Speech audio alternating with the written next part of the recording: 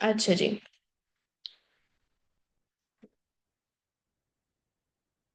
अब हम आ जाते हैं। अच्छा, एनिमल्स को लेके हमारे पास हमने खाली क्या करनी थी। अब हम, अच्छा नहीं, अब इस पे हाइब्रिडाइजेशन हमने नहीं की ना, बात हाइब्रिडाइजेशन पे बात करता है।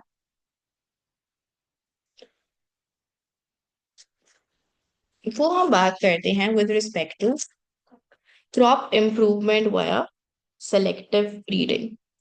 So let's come towards crop improvements via selective breeding. इसके लिए हमारे पास दो केसेस होते हैं।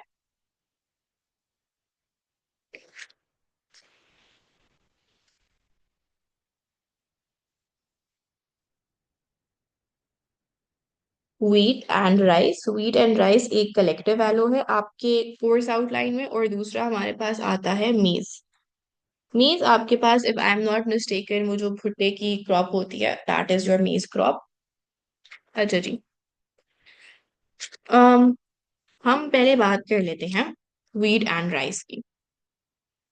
हमारे पास जो क्रॉप्स होती हैं, हमें पता है कि दे आर वेरी प्रोन। हाँ, आई थिंक सो मेज is corn, if I am not mistaken.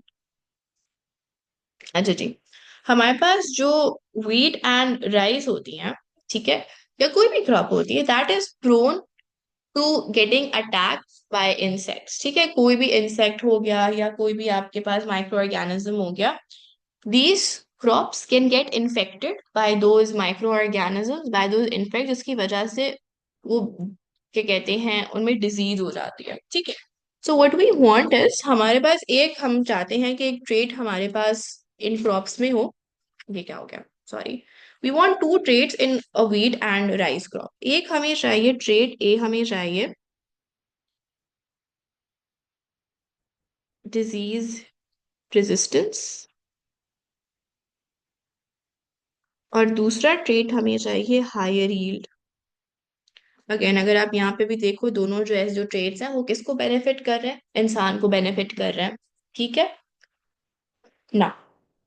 हमारे पास what we would do is, let's say mutation हुई, बिकॉज हमारे पास ऑर्गेनिजम्स में म्यूटेशन एक स्पॉन्टेनियस रैंडम प्रोसेस होता है। अगेंस्ट एनी सिलेक्शन प्रेशर हमारे पास क्या कहते हैं, म्यूटेशन हो सकती है स्पॉन्टेनियसली रैंडमली, जिसकी वजह से एक डिजीज रेजिस्टेंट एलील पॉपुलेशन में आ जाएगी। तो हमारे पास जो भी रेजिस्टेंट एलील्स होती हैं, वो या तो जेनेटिकली मॉडिफाई की जाती हैं, जो कि हम जेनेटिकली मॉडिफाइड ऑर्गेनिजम्स में पढ़ेंगे नाउ नेक्स्ट चैप्टर, या फिर वो म्यूटेशन के थ्रू इंट्रोड्यूस होते हैं, क्योंकि कोई भी नई एलील हो वो इंट्रोड्यूस कैसे होती है, वया म्यूटेशन। सो हमारे पास लेट्स से एक डिजीज रेजिस्टेंट प्लांट है, और एक ऐसा प्लांट है जिसके पास क्या है, जिसके पास हायर क्रॉप यील्ड है। अच्छा जी। ओके।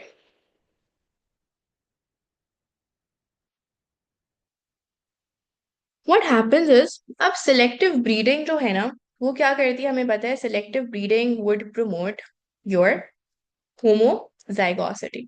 सिलेक्टिव ब्रीडिंग में क्या होता है, हम सेल्फ पॉलिनेशन करवाएं। सेल्फ पॉलिनेशन का मतलब ये है कि हमारे पास जो प्लांट है वो अपने आप को ही पॉलिनेट कर रहा है, वो अपने ही क्या कहते हैं पोलन और ओवम से फ्यूज कर रहा है, और हमारे पास क्या कहते हैं, same parent is reproducing asexually। यानी कि क्या हो रही है, सेल्फ पॉलिनेशन हो रही है। और ये कौन करा रहे हैं, ये इंसान ही करा रहे हैं, because we are studying selective breeding. So अगर हमारे पास same parent is reproducing asexually और सेल्फ पॉलिनेशन हो रही है, और ये कौन से पेरेंट होगा, जिसके पास ये दोनों ट्रेट्स होंगे, डिजीज रेजिस्टेंट एलील होगी और हायर यील्ड होगी। ठीक है ना। हमारे पास अगर सेम पेरेंट रिप्रोड्यूस कर रहा है एसेक्सुअली, तो हमारे पास क्या हो रहा होगा, हमारे पास अगेन इंक्रीज होमोजाइगोसिटी हो जाएगी, इन ब्रीडिंग डिप्रेशन हो जाएगा, ऑल ऑफ दैट। ठीक है। अच्छा, अब मेज में ना एक कॉन्सेप्ट होता है हाइब्रिडाइजेशन का। मेज में हम क्या करते हैं, हमें बेसिकली मेज जो चाहिए होती है, इसमें भी हमें दो ट्रेड्स चाहिए होते हैं, डिजीज रेजिस्टेंस और हमारे पास क्या चाहिए होता है, हमें वी नीड बेटर यील्ड। यहाँ पर हम क्या करते हैं, हम सेल्फ पॉलिनेशन नहीं कराते, हम सिमिलर जीनोटाइप वाले पेरेंट्स को आपस में मेट नहीं करवाते। इंस्टेड हम आउट ब्रीडिंग करवाते हैं। आउट ब्रीडिंग का क्या मतलब है कि हमारे पास डिफरेंट सेट ऑफ पेरेंट्स, मतलब दो पेरेंट्स जो जेनेटिकली सिमिलर इतने ज्यादा नहीं है, जिनका जीनोटाइप इतना ज्यादा सिमिलर नहीं है, उनको आपस में ब्रीड करवाता है। सो इन hybridisation parents which are not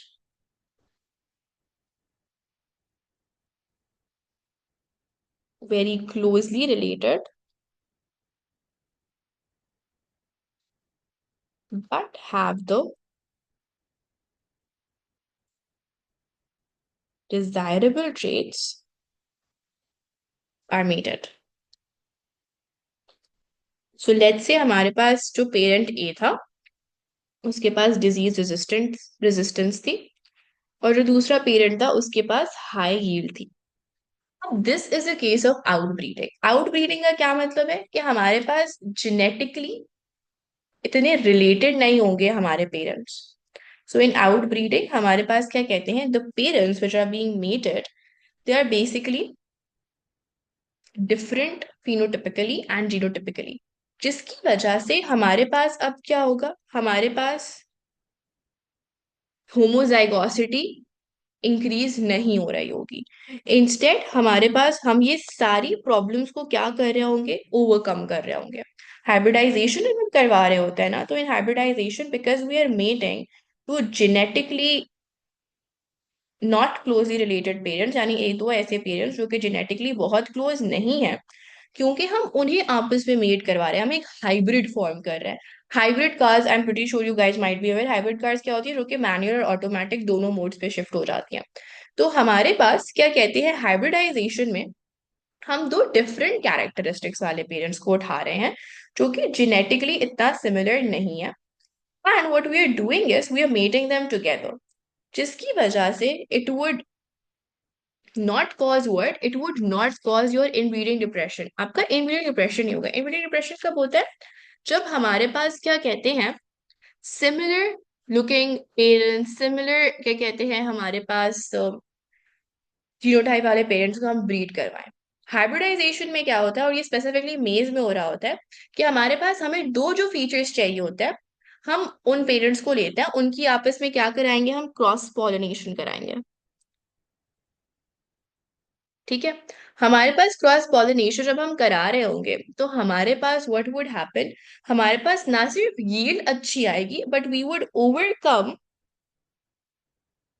the problems of inbreeding depression and increase homozygosity.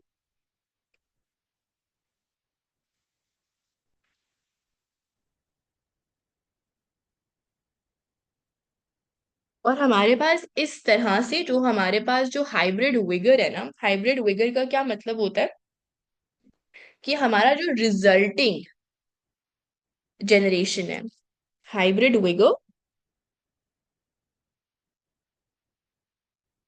Is basically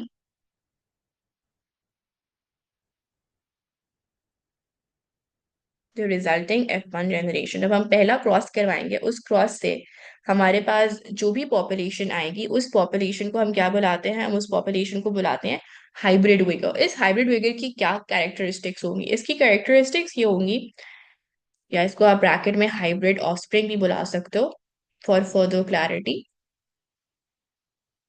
इसका ग्रोथ रेट अच्छा होगा, यानी कि as we said we are overcoming inbreeding depression. Inbreeding depression में क्या था, survival to grow and reproduce कम हो रहा था, यहाँ पर इन ब्रीडिंग डिप्रेशन को हम ओवरकम करें, जिसकी वजह से ग्रोथ रेट वुड इनहेंस और वुड इम्प्रूव, अच्छा ग्रोथ रेट होगा, हमारे पास यील्ड भी अच्छी आएगी, क्योंकि again survival to motivation to survive and reproduce कम नहीं हो रही, बल्कि हम वो बढ़ रही है।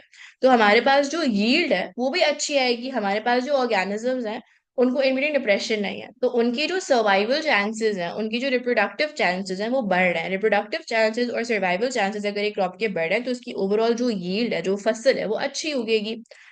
फिर हमारे पास क्या कहते हैं, जो इनब्रीडिंग डिप्रेशन वाले इंडिविजुअल्स होते हैं, जो इनब्रीडिंग डिप्रेशन वाले ऑफस्प्रिंग्स होते हैं, उनमें क्या कहते हैं, ये चांस भी होता है क्योंकि उनका सर्वाइवल बहुत कम हो गया है, और हमारे पास क्या कहते हैं, उनकी रिप्रोडक्टिव रेट भी बहुत कम हो गई है, so they are basically more prone to catch diseases और more prone to succumb at the hands of environmental pressure। कोई भी environmental pressure आया वो उसके अगेंस्ट अडेप्ट नहीं कर पाएंगे, वो उसको ओवरकम नहीं कर पाएंगे। क्यों? क्योंकि अभी हमने डिस्कस किया कि उनका जो motivation to survive and reproduce है वो कम हो गया है, so they would have greater vulnerability or greater chances to die because of diseases and environmental pressures। However, अगर हम एक हाइब्रिड ऑफस्प्रिंग बनाएंगे, एक हाइब्रिड विगर बनाएंगे, तो हमारे पास they would have greater adaptability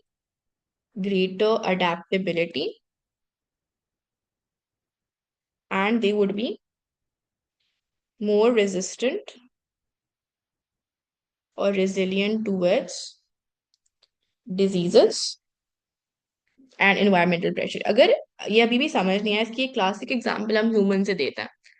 हमारे पास क्या कहते हैं, it is now medically biologically discouraged कि आप विद इन फैमिली मैरिजेस ना करवाओ, आप कजन मैरिजेस ना करवाओ। क्यों? क्योंकि I assume you guys would be familiar कि हमारे पास जो चांसेस होते हैं ना डिजीजेस के, जो चांसेस होते हैं जेनेटिक एबनॉर्मेलिटीज ट्रांसफर होने के, वो तभी होता है जब हमारे पास क्या कहते हैं, सिमिलर फैमिली ट्री में आप कंटिन्यूसली मेटिंग करवा रहे हो।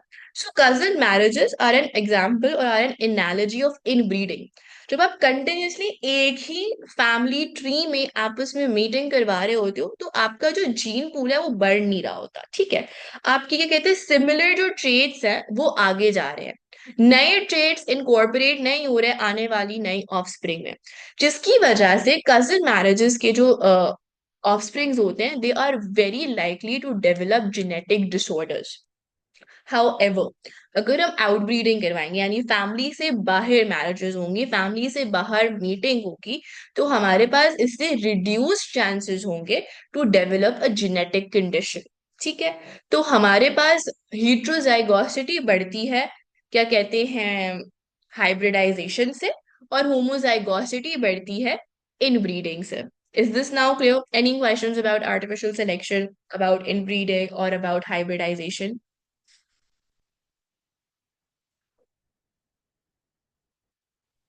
Miss, please can you repeat the hybridization wala part only, the one before the hybrid word? Hybridisation में सिंपली हम क्या कहते हैं, दो डिफरेंट जीन सेट्स वाले पेरेंट्स को उठाते हैं, उनको आपस में क्रॉस करते हैं, बट वो जो पेरेंट्स होते हैं उनके पास वो डिजायरेबल ट्रेट्स होते हैं when they are getting mated, but वो उनकी जो जेनेटिक सिमिलैरिटी है वो इतनी ज्यादा नहीं होती। सो हम बहुत जेनेटिकली क्लोज इंडिविजुअल्स को नहीं यूज कर रहे होते, बल्कि जेनेटिकली डिफरेंट इंडिविजुअल्स को आपस में मीट करवा रहे होते हैं हाइब्रिडाइजेशन। Miss, मुझे ना यहाँ पे confusion हो रही है कि when we're saying about closely related, sometimes we're talking about related in the terms of them having similar genotypes, and then sometimes we're talking about closely related यानी मतलब अगर वो family same होगी that means के genotypes भी similar होंगे, but then अगर desirable features होंगे तब भी तो genotypes similar ही होंगे, right? तो हमारे like pass I'm not about genotype का which मतलब one. क्या होता है, overall genetic makeup. Overall genetic makeup में आपकी सारी जीन्स आ जाती हैं, राइट। हमारे पास, मैंने पहले भी एक्सप्लेन किया था कि हमारे पास इनब्रीडिंग में प्रॉब्लम जो आ रही होती है कि हमारे पास रिसेसिव एलील्स बैठी हैं, हम बाकी जितनी भी थाउजेंड्स ऑफ जीन्स प्रेजेंट हैं हम उनको देख ही नहीं रहे होते, हम उनके जीन एक्सप्रेशन को कंसिडर कर ही नहीं रहे होते कि भाई बाकी भी तो थाउजेंड्स ऑफ जीन्स हैं जिनके थाउजेंड्स ऑफ जेनेटिक एक्सप्रेशन हैं, जिनके डिफरेंट फिनोटाइपिक एक्सप्रेशन हैं। तो when we are in breeding, or even when we're doing hybridization, we're only concerned with the 2 or 3 traits, with the 2 or 3 genes that are in our favor. बाकी की जो thousands of genes हैं जो कि पूरा genotype बना रही है, उनको हम इग्नोर कर देते हैं. हमारे पास अगर हम इन ब्रीडिंग करा रहे हैं ना, तो हम पूरे का पूरा जीनोटाइप आपस में क्या कहते हैं सेम ही रख रहे हैं. हमारे पास जीनोटाइप अगर पूरा का पूरा सेम नहीं भी है, तो हमारे पास बहुत ज्यादा सिमिलैरिटी होगी इन ब्रीडिंग में, क्योंकि हम एक ही सिमिलर ऑर्गेनिजम्स के या क्या कहते हैं सिमिलर ऑफस्प्रिंग्स को आपस में क्या कहते हैं ब्रीड करवा रहे हैं. हाउएवर जब हम आउट ब्रीडिंग करवा रहे हैं, तो हमारे पास जब हम डिफरेंट फैमिलीज से इंडिविजुअल्स उठा रहे हैं, तो हमारे पास जो बाकी जीन्स हैं, हमारे 2 डिजायरेबल जीन्स के अलावा जो जीन्स हैं, it is very less likely कि वो सारी की सारी बिल्कुल मैच करें, वो सारी की सारी सेम हो. तो हमारे पास हाइब्रिडाइजेशन में the parents which are being crossed, they are genetically not very close. Genetically उनका फोटोकॉपी या क्या कहते हैं बहुत 90% या 80% सेम नहीं होता. उनके वो जो डिजायरेबल ट्रेट्स वाली 2 या 3 जीन्स हैं वो सेम होंगी, बट बाकी thousand there are chances that they would not match, they would be different. तो इस वजह से हीट्रोजाइगोसिटी बढ़ती है हाइब्रिडाइजेशन से. इन ब्रीडिंग में क्या होता है, इन ब्रीडिंग में हमारे पास बेसिकली बहुत सिमिलर होता है जीनोटाइप. एक ही फैमिली के अगर आप 2 इंडिविजुअल्स दोगे, ऑल्दो वो फिनोटाइपिकली डिफरेंट है, बट उनका genotype would be same because they are coming from the same parents, right. तो हमारे पास इन ब्रीडिंग से जीनोटाइप बहुत सिमिलर होता है, जिसकी वजह से होमोजाइगोसिटी बढ़ रही होती है. हाइब्रिडाइजेशन से हम आउट ब्रीडिंग करवा रहे हैं, जिसकी वजह से हीट्रोजाइगोसिटी बढ़ रही है. Is this not clear, Rahima? Yes, Miss Jazakallah. um, हमारे पास ज्यादातर जो डिसऑर्डर्स होते हैं ना हमारे, दे कम फ्रॉम रिसेसिव एलील्स. तो हमारे पास यूजुअली क्या होता है कि हमारे पास जो रिसेसिव एलील्स होती है ना, they contribute towards your major disorders. Dominant हमेशा नहीं होता, हमारे पास डोमिनेंट डिसऑर्डर्स भी हमने पढ़े हैं, बट यूजुअली जो रिसेसिव एलील्स होती है, they are not very favourable alleles. ठीक है, again usually, not always. Miss, जी. ये आप जो लास्ट वाले पॉइंट आप रिपीट कर सकती हैं, ये जो आपने लास्ट वाले पेज पे लिखे हैं? ये वाले. जी।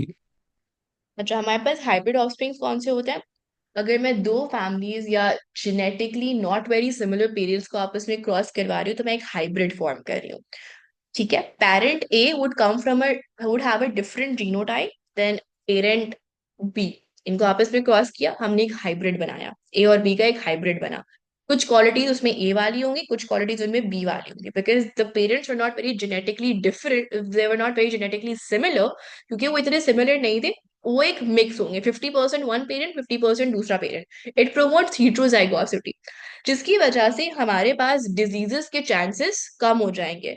हमारे पास क्या कहते हैं सर्वाइवल के चांसेस बढ़ जाएंगे, अडेप्टिव बिहेवियर ज्यादा शो होगा, हमारे पास हायर यील्ड होगी, और हमारे पास इनमें क्योंकि इनब्रीडिंग डिप्रेशन नहीं है, तो इनका जो सर्वाइवल रेट है, इनका जो ग्रोथ रेट है, वो भी ज्यादा होगा. Is this now clear, Amar? Okay, great. So I'll be seeing you guys inshallah tomorrow. Take care. Allah Hafiz.